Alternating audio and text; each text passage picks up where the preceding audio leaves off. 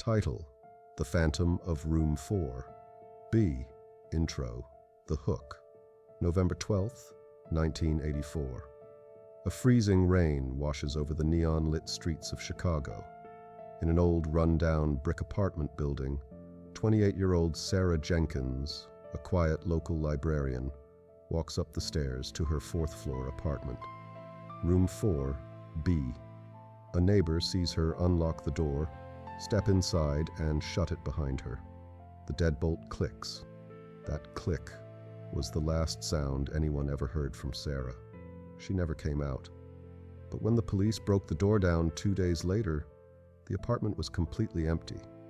No forced entry. No broken windows. The deadbolt was still locked from the inside. How does a human being vanish into thin air from a room locked from the inside? The scene of the crime.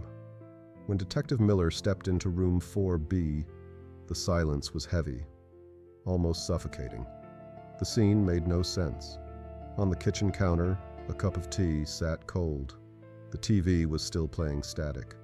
Sarah's purse, her keys, and her winter coat were all neatly placed by the door.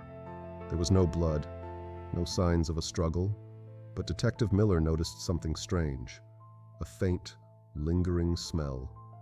It wasn't Sarah's perfume. It smelled like damp earth, old copper, and cheap men's cologne. The creepy clues. The police began interviewing the neighbors. The elderly woman living in 4A said something that sent shivers down the detective's spine. She said, Sarah had been complaining for weeks. She said she could hear scratching sounds coming from behind her bedroom mirror, like someone breathing inside the walls.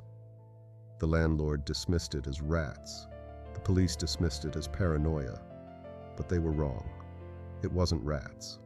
Detective Miller ordered a full search. They checked the vents, the fire escapes, the roof. Nothing. For decades, the case of Sarah Jenkins remained one of Chicago's darkest unsolved mysteries. People whispered that room 4B was cursed. Some said she ran away. Others believed something paranormal took her that night.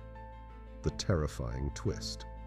28 years later, in 2012, the old brick building is finally being renovated. A construction crew is tasked with tearing down the walls to expand the apartments. A worker takes a sledgehammer to the wall behind where Sarah's bedroom mirror used to hang. The drywall crumbles. Dust fills the air. And behind the wall, the worker drops his hammer in pure horror. There was a hidden crawl space, barely wide enough for a grown man to fit. But it wasn't empty. Inside the dark, suffocating space, the workers found a filthy sleeping bag, empty food cans dating back to 1984, a Polaroid camera, and hundreds of photos, all taken of Sarah.